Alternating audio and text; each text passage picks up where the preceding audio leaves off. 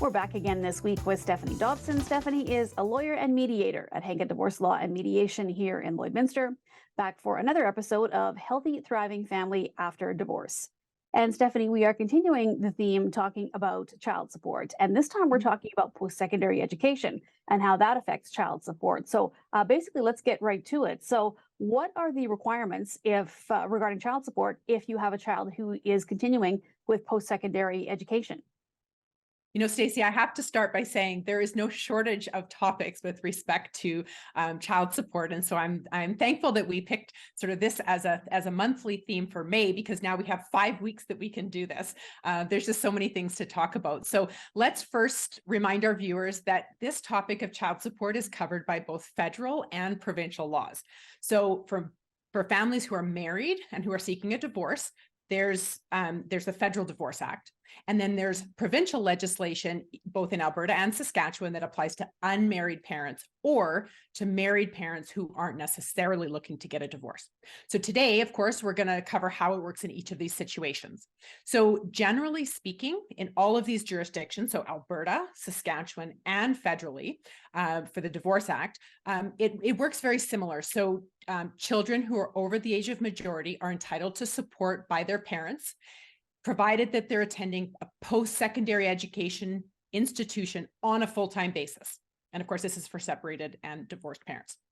So, and the age of majority in both provinces, of course, is 18. So once we know that a child fits under that eligible category, then we go deeper, take a bit of a deeper dive and look at the amount that would be payable. Okay, and how do the calculations work for that then, Stephanie? So, of course, in previous episodes, we've talked about how child support more generally works. So our viewers may recall that it's divided into two types of payments. So there's the base monthly payment, which is intended to cover food, clothing, and shelter.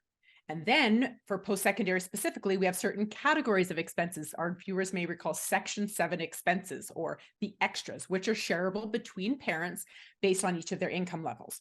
So if there's a child who's over point for that base support, the food, clothing, and shelter one, is still those child support tables, so those formulas. Then the question will turn to the facts of that particular situation. So, for example, for residents, where does your child plan on living while they're going to school? Are they living at home with a parent? Are they living on campus, living in an apartment?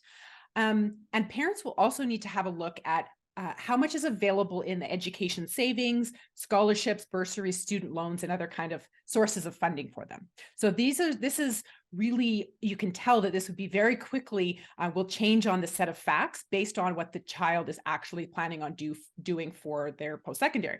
So then the next category, so we've got that base support, and then the next category is, of course, the expenses that are shared. So the expenses would be things like tuition and books, but certainly can include more things than that, depending on the child's situation. So there's obviously a lot involved, and it's not cheap to go to post-secondary institutions. So when should parents start thinking about saving and planning for this? Well, one of the things in talking with my American friends is certainly Canadian parents and Canadian students are, of course, a lot luckier with the cost here, but it's still, you're right, it is still quite a cost for that post-secondary education. So I'd say that there's really two aspects for this. So let's lump it into the saving for post-secondary and then the actual expenses, so the expenditure of the money for post-secondary. So on the savings aspect, so many parents will start an RESP, Registered Education Savings Plan, for the children while they're still together. And some parents even continue these contributions after separation. So let's think of a few issues with respect to these RESPs. First of all, the child support guidelines contains no obligation at all to save for post-secondary education expenses, but there's an obligation to contribute. So it's a bit of a catch-22 here. Second, if parents have accumulated funds in these RESPs prior to the separation, that account itself is actually the divisible family property. So it's actually parents' money, not the children's money. However, there's lots of parents that I work with that say, no, let's actually just earmark that for the kids' education. We give that as to the kids as theirs. If parents contribute after separation, here's a problem that can arise is what if they contribute unequally?